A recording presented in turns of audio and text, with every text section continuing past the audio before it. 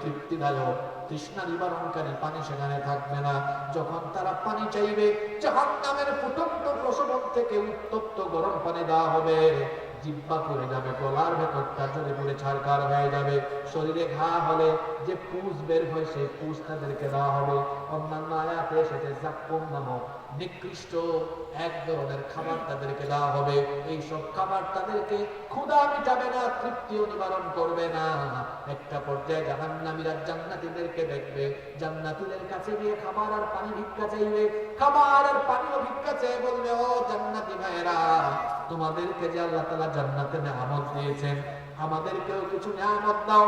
রব্বুল আলামিন কোরআনে কারীমের ৭ নম্বর সূরা সূরাতুল আরাফের ৫০ নম্বর আয়াতে বলছেন, ওয়ানাদা আসহাবুন নারি আসহাবাল জান্নাতি আন আফীদু আলাইনা মিনাল মাই আও মিম্মা রাযাকাকুমুল্লাহ।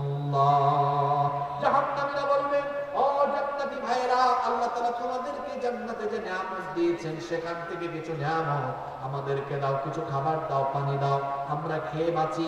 জান্নাতীরা তখন বলবে, ইন্নাল্লাহা হারামাহুমা আলাল কাফিরিন। জান্নাতের সব নিয়ামতকে কাফিরদের জন্য যিনি হারাম করে দিয়েছেন, জোরে বলেন তো তিনি কে? জাহান্নামীরা এবার খুব মন খারাপ করে, হাই হতাশ করে বসে থাকবে। এমন সময় জাহান্নামীদের সাথে তাদের ভণ্ড নেতাদের সাক্ষাৎ হবে। আপনারা ঘুমাই গেছেন নাকি? এই যে কোন নেতাদের আগে পিছিয়ে গিয়ে চামচামি করে, এই আয়াত কোনো শুই না, তারপরে আমি তো সূরা নাম্বার বলি, যখন যে আয়াত বলি সূরার নাম্বারটাও বলি, আয়াত নাম্বারও বলি, যেন বাড়িতে গিয়ে আপনি মিলাইতে পারেন যে হুজুর কি বানায় বানায় বলে গেল, আসলে সত্য বলো, আমি একটু মিলাই, একটু যাচাই বাছাই করবেন তো করবেন। যুবক ভাইয়েরা শুনো, কোথায় গিয়ে স্টুডেন্ট মারো, আমার ভাই তোমার ভাই, অমুক ভাই তমুক ভাই। আরে বাপরে বাপ, বাংলাদেশে রাজনীতির নামে যত চামচামি হয়, দুনিয়ার কোথাও এত চামচামি হয় না। কিছুদিন আগে আমি মালয়েশিয়াতে গিয়েছি,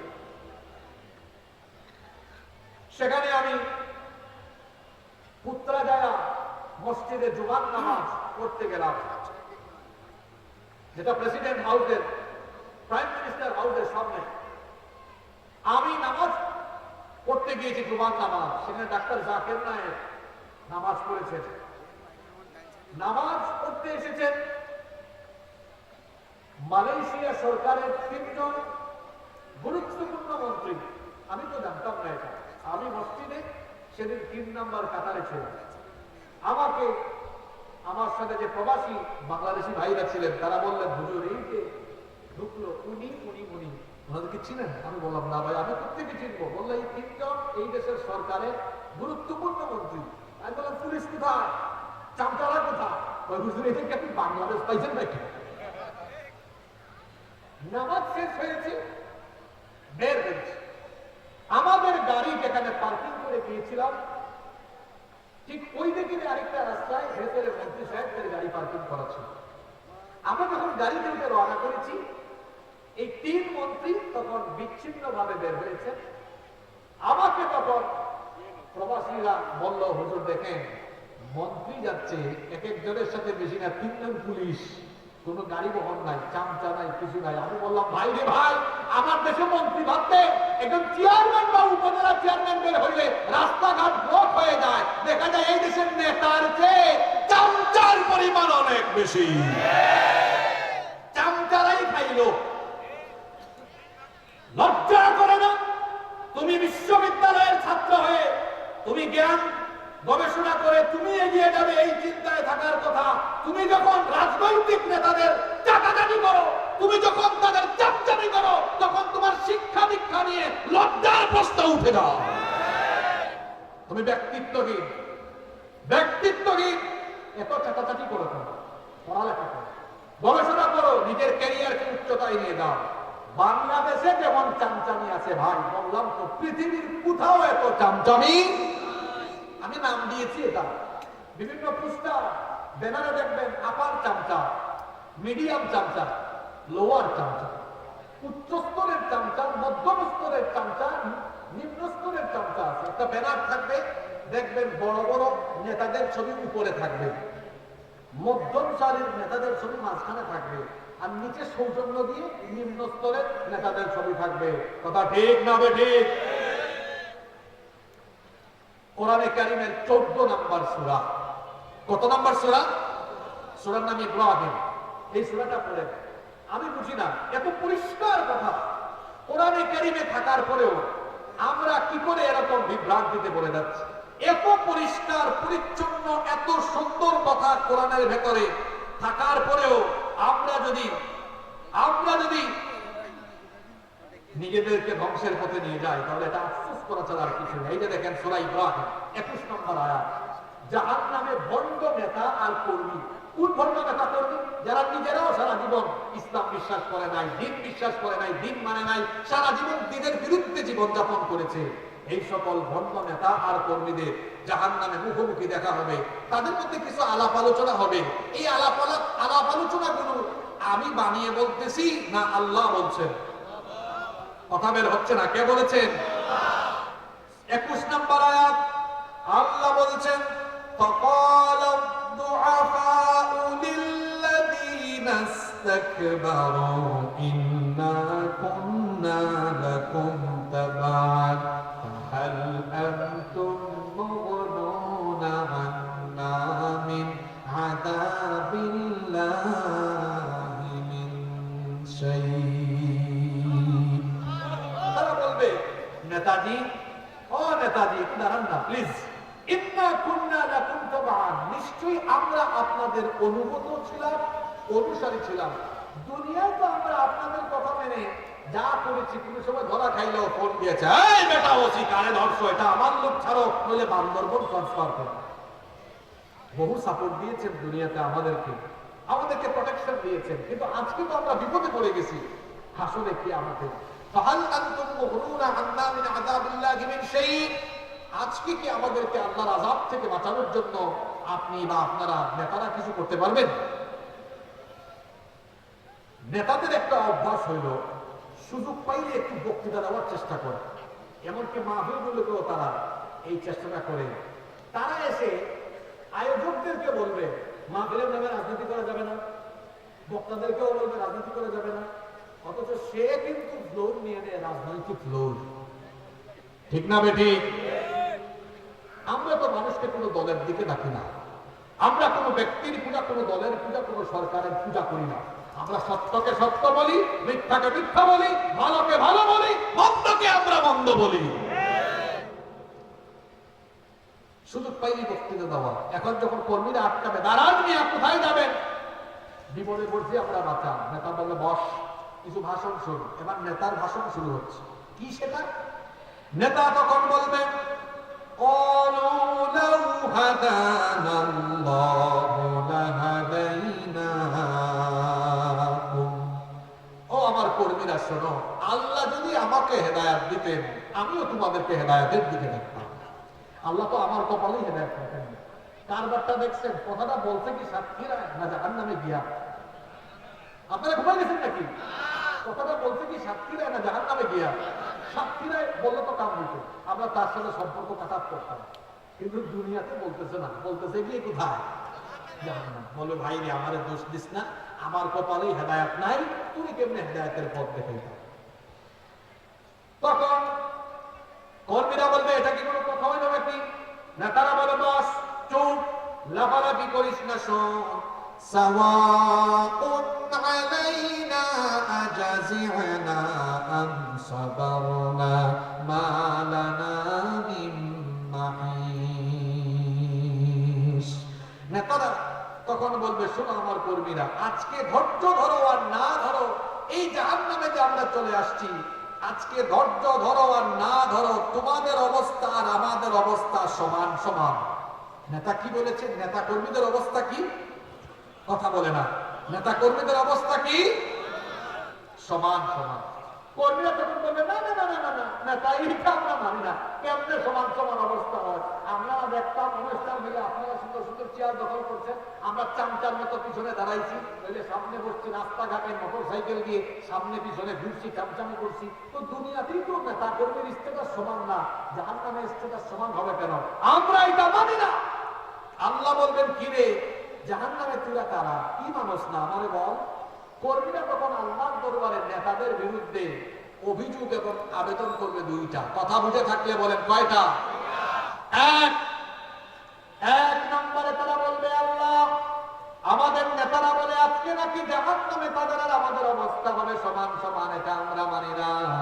আমাদের এক নম্বর দাবি হলো তাদের ব্যাপারে তাদেরকে আমাদের সামনে একটু ফেলে দেওয়ার ব্যবস্থা করেন। আল্লাহ বলবেন সামনে ফেলে দিলে তোমরা কি করবা? তারা বলবে না জাহালহুমা তাহতা আকদামিনা লিয়াকুনা মিনাল আসফালিন। আল্লাহ এগুলারে আমাদের সামনে ফেলান, তাইলে আমরা এদের বুকের উপরে উঠে পাড়ায়া পাড়ায়া এদেরকে পদদলিত করে জাহান্নামে যাব। তোমার নেতাগিরি ছুটে যাবে না সেই দিন। এটা হবে কর্মীদের এক নম্বর চাওয়া। দুই নম্বর তারা বলবে রব এই নেতারা বলে যে জাহান্নামে নাকি আজকে আযাব সমান সমান হবে, এটা আমরা মানি না। আল্লাহ বলবেন তাহলে তোমরা কি মানো বলো, কি চাও? তখন তারা বলবে রব্বানা আতিহিম বিআফাইনি মিনাল আযাবি ওয়াল আনহুম লা'নান কাবীরা। তারা বলবে রব জাহান্নামে আজকে আপনি আমাদেরকে যে আযাব দিবেন, আমাদের নেতাদেরকে আমাদের আযাবের চাইতে ডবল আযাব দিবেন। কথাগুলো কি আমার? কথাগুলো কার? এবার বের করেছি আরেকটা সূরা, সূরার নাম্বারও বলি, আয়াত নাম্বারও বলি। এই পরিষ্কার কথাগুলো শোনার পরেও যারা চামচামি ছাড়বে না, আমি মনে করবো এদের মাথায় এদের মগজে শয়তান পেশাব করে দিয়েছে। তো পরিষ্কার কথা বুঝে রাখেন। কোরআনে কারীমের 25 নম্বর সূরা, সূরার নাম সূরা ফুরকান। সূরা ফুরকানে আল্লাহ কি বলছেন এবার খুব খেয়াল করে শুনেন। আপনি যদি চরিত্রহীন, দ্বীন বিরোধী, বেঈমান নেতাদের সাথে চলাফেরা করেন তাহলে আপনার পরিণতি কি হবে? আমি যাওয়ার পরে বলি না প্রত্যেকে হুজুর আজকে সব রাজনীতি করে গিয়েছে, এটা কি রাজনৈতিক কথা না কোরআনের কথা? কোরআনে কারীমের 25 নম্বর সূরা, সূরা ফুরকানের 27 নম্বর আয়াত। জাহান্নামীরা কিয়ামতে গিয়ে নেতাদের ব্যাপারে আফসোস করে করে তখন বলবে, কেমনে এমনি আফসোস করবে না, কিন্তু দুইটা হাত সামনে নিয়ে কামড়ায়া কামড়ায়া আফসোস করবে। দুইটা হাত কি করে করে আফসোস করবে? বলেন কি করে করে?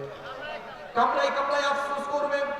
আল্লাহ বলছেন ওয়ায়াউমা ইয়া'আদ্দু যালিমু আলা ইয়াদাইহি ইয়াকুলু ইয়া লাইতানি তাখাত্তু মা'আর রাসূলি সাবিলা। দুই হাত কামড়ায় কামড়ায় এই জালেম এই জাহান্নামীরা বলবে হায় হায় হায়, দুনিয়াতে যদি আমরা রাসূলের অনুসারীদের সাথে চলাফেরা করতাম, রাসূলের অনুসারী কারা? রাসূলের আদর্শ মোতাবেক জীবন যাপন করে রাসূলের আদর্শকে বাস্তবায়ন করতে চায় যারা, রাসূলের আদর্শের অনুসারী হলো তারা আফসোস করে করে বলবে হায় হায় হায়, যদি আমরা রাসূলের আদর্শের অনুসারী হয়ে যেতাম। তারা আফসোস করে আরো বলবে ইয়া ওয়াইলাতা লাইতানি লাম আত্তাখিদ ফুলানান খালিলা। হায় হায় হায় হায়, যদি আমি আশাসনের ওই লোকটার সাথে না চলতাম, ওই ব্যক্তির সাথে চলাফেরা উঠা বসা না করতাম, আজ আমি বেঁচে যেতাম। সেই দিনকে আফসোস করে কোনো লাভ হবে? পুরুষ মানুষের মতো বলেন লাভ হবে? সময় থাকতে ভালো হয়ে যান। বিশেষ করে আমি স্কুল কলেজ বিশ্ববিদ্যালয় পড়ুয়া যুবক তরুণ ভাইদেরকে বলবো, যারা ক্ষমতার নামে আপনাদেরকে হাতিয়ার হিসেবে ব্যবহার করে, পড়ালেখা বাদ দিয়ে আপনাদেরকে যারা ক্ষমতা বা চেয়ারের হাতিয়ার হিসেবে ব্যবহার করতে চায়, তারা কোনোদিনও আপনাদের বন্ধু নয়, তারা আপনাদের শত্রু, তারা মানবতার শত্রু। আপনারা তো পড়ালেখা করার কথা, এরা আপনাদেরকে তো খাটায় কেন? আপনি যাচ্ছেন কোথায়? কোথায় যাচ্ছেন? যদি কোথাও যেতে হয় তাহলে কারা কোরআনের কথা বলে, কারা হাদিসের কথা বলে, কারা তারা রাসূলের আদর্শের পথে চলে, আমি আমার রক্ত ঘাম পরিশ্রম তাদের জন্য উৎসর্গ করব, কারণ আমার শরীরের প্রতি ফোঁটা ঘাম মূল্য কম না বেশি? কথা বলেন, কম না বেশি? এই যে আমি কথা বলছি, ঘাম বেরোচ্ছে, আমাদের শরীরের প্রতি ফোঁটা ঘাম, আমাদের সকলের শরীরের প্রতি ফোঁটা ঘাম মূল্যবান। আমাদের শরীরের ঘাম, রক্ত, জীবন, যৌবনের শক্তি সামর্থ্য, এটা দিয়েছেন কে? জোরে বলেন, দিয়েছেন কে? মনে রাখবেন, এই যৌবনকাল, এই যৌবনের শক্তি সামর্থ্য, রক্ত, জীবন, এগুলো কোন নেতার চামচামি করার জন্য দেওয়া হয় নাই। সুতরাং যদি আমাদের রক্ত, ঘাম, জীবন, যৌবন কোথাও উৎসর্গ করতে হয়, আল্লাহর জমিনে আল্লাহর কোরআনের নাচ গানে উৎসর্গ করে দিব। এর বাইরে যাওয়ার কোন সুযোগ আমাদের। জাহান্নামীরা আফসোসই করবে। ওইদিকে জান্নাতীদের কোনো আফসোস আছে? জোরে বলেন, জান্নাতীদের কোনো আফসোস আছে? জান্নাতীদের কোনো আফসোস নাই। জান্নাতীরা যখন জান্নাতে ঢুকবে, হাদিসে এসেছে, আল্লাহর নবী বলেছেন, এখান থেকে 40 বছরের দূরত্ব থাকতে জান্নাতীদের নাকের ডগায় এসে জান্নাতের সুগন্ধ লাগতে থাকবে। জান্নাতীদেরকে সালাম দিয়ে জান্নাতে ঢুকানো হবে। জান্নাতীরা জান্নাতে ঢুকার পরে অবাক হয়ে যাবে, এত সুন্দর জায়গা জীবনেও দেখে নাই। জান্নাতীরা জান্নাতে ঢুকার পরে সালাম দিয়ে ঢুকানো হবে, তারাও আল্লাহর শুকরিয়া করবে। এরপরে জান্নাতীদেরকে যে মেহমানদারি করা হবে, প্রথমেই জান্নাতীদেরকে যে খাবারটা পরিবেশন করা হবে, আল্লাহর নবী বলেছেন, জান্নাতীদের প্রথম খাবার হলো, জান্নাতীরা জান্নাতে যাওয়ার পরে মাছের কলিজা ভুনা করে জান্নাতীদের সামনে পরিবেশন করা হবে। অনেকের জিহ্বায় পানি চলে আসছে, খাবার দেখছেন না? কিসের কলিজা ভুনা? শুধু কি তাই? সেখানে চিকেন আছে, বিফ আছে, মাটন আছে, বারবিকিউ ডিনার পার্টি হবে সেখানে। হ্যাঁ, কি নাই? ওয়ালা হামেন তৈরি মিম্মা ইস্তাহুল, পছন্দ মতো পাখির গোশত থাকবে। অনেকের জিহ্বায় পানি আসতেছে, খাবেন একটু ধৈর্য ধরে। ফলমূল আছে হরেক রকমের, কোনো টাইম টেবিল নাই। সকাল, সন্ধ্যা, রাত, দুপুর, যখন মন চায় তখন জান্নাতীরা খাবার চাইবে, চাওয়া মাত্রই অটোমেটিক সেই খাবার তার সামনে পরিবেশিত হয়ে যাবে। আল্লাহু আকবার। জান্নাতে কোনো দুঃখ নাই, কষ্ট নাই। জান্নাতীরা খাবার দাবার খাবে, টয়লেট হবে না, পেশাব হবে না, পায়খানাও হবে না। আপনারা আবার মনে মনে চিন্তা করেন না, হুজুর আল্লাহ কাজটা করছে কি, পেশাব পায়খানা না হইলে কি খাবার দাবার লিমিট থাকবে নাকি? না, জান্নাত তো পবিত্র জায়গা, ওখানে টয়লেট থাকবে না। তখন বলতে পারেন, হুজুর এগুলো হজম হবে কিভাবে? জান্নাতীরা খাবে, একটা ঢেকুর মারবে, সব খাবার হজম হয়ে যাবে, এক মেশকের সুগন্ধে তখন তার থেকে বের হতে থাকবে। সুবহানাল্লাহ। জান্নাতীরা এরকম আরাম এসে থাকবে। জান্নাতীদের আনন্দের জন্য সেখানে অডিটোরিয়াম থাকবে, মিলনায়তন থাকবে, বাজার থাকবে, হুর থাকবে, গিলমান থাকবে। দুনিয়ার এই আশাসুরের জরিনা সকিনা দেখলে পুরাতন পাগল হয়ে যায়, বন্ধু দেখছ কি যায়, মাথা নষ্ট হয়ে গেছে। আর জান্নাতের এক একজন হুরের সৌন্দর্য এমন, রাসূল পাক সাল্লাল্লাহু আলাইহি সাল্লাম বলেছেন, দুনিয়ার আকাশে এসে যদি একজন হুর একবার শুধু উঁকি মারতো, দুনিয়ার সব কিছু নূরে ঝলঝল ঝলঝল করত। যারা সুবহানাল্লাহ বলে না, তাদের কাছে কি হুরের থেকে জরিনা সকিনা বেশি ভালো লাগে না? কোথায় জরিনা সকিনা আর কোথায় হুর? আল্লাহ রাসূল বলেছেন, একজন হুর যদি তার আঁচলটা একবার দুনিয়ার আকাশে এসে এরকম একবার একটা নাড়া মারতো, তার সুগন্ধিতে দুনিয়ার পূর্ব থেকে পশ্চিম পর্যন্ত সুগন্ধিতে সবাই মাতোয়ারা হয়ে যেত। শুনুন, প্রত্যেকটা মানুষের শরীরে একটা স্মেল আছে, আছে না? জান্নাতি হুরদের সাথে যে স্মেল, সেটা কেমন? আল্লাহ রাসূল বলেছেন, এই স্মেল যদি একবার শুধু ওই যে আঁচলের একটা বাতাস লাগে, গোটা দুনিয়ায় সুগন্ধিযুক্ত হয়ে যাবে। সুবহানাল্লাহ। এরকম একজন দুইজন না, 70 জন হুর আছে জান্নাতীদের জন্য, 70-এরও বেশি আছে শহীদদের জন্য। সুবহানাল্লাহ বলবেন না? জান্নাতে কি নাই? খাদেম আছে, চাকর বাকর, একজন দুইজন না, একেবারে সর্বনিম্ন এবং সব শেষে যে ব্যক্তি জান্নাতে যাবে, আল্লাহ রাসূল বলেছেন, তার জন্য 80,000 খাদেম থাকবে। কত হাজার? জান্নাতে এত সুখ, এত শান্তি, এত নিয়ামত, এত কিছুর পরেও ভাই জান্নাতে 3টা জিনিস থাকবে না। জোরে বললাম তো, জান্নাতে কয়টা জিনিস থাকবে না? আপনারা বলবেন, হুজুর কেমন কথা বললেন, জান্নাতে আবার না পাওয়া বা না থাকার কি থাকতে পারে? হ্যাঁ, জান্নাতে 3টা জিনিস নাই, 3টা জিনিস জান্নাতে থাকবে না। কথা বুঝে থাকলে বলেন তো কয়টা জিনিস জান্নাতে নাই? তিনটা জিনিস নাই। এক, বার্ধক্য নাই জান্নাতে। কোন বুড়া মানুষ জান্নাতে যেতে পারবে না। কোন বুড়া মানুষ, বুড়ি মানুষ জান্নাতে যাবে না। এই যে আমার চাচার অনেক বয়স হয়েছে না, হ্যাঁ, উনি এই গেটাপে, এই সুরতে জান্নাতে যাবেন না। উনি যখন জান্নাতে যাবেন, আল্লাহ তখন বলবেন চেহারাটা এমন বানাও যেন সূর্যের চেয়ে আরো বেশি ঝলমল করে। আর এই দুর্বল শরীর নিয়ে না, এই দুর্বল শরীর নিয়ে গেলে কি হুরের সাথে থাকা যাবে নাকি? ফিজিক্যাল ফিটনেস লাগবে না? হ্যাঁ, এই জন্য সব বুড়া বুড়িকে আল্লাহ জান্নাতে ঢুকানোর সময় 30 বছর